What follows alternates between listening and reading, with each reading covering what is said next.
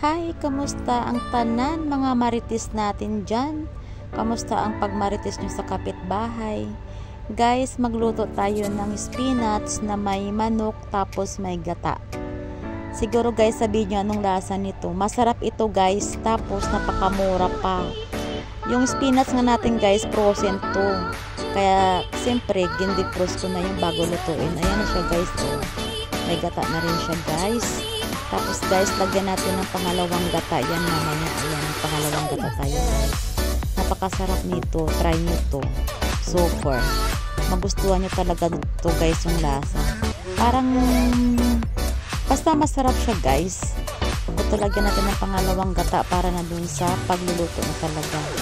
Ayan siya guys. Siyempre halo-haluin ng konti para magiging malapot siya guys. Takpan ng 1 minute lang.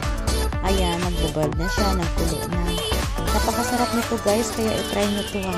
Spinach na may gata tapos manok. Kaya thank you and God bless you po. Bye bye sa atong tanan.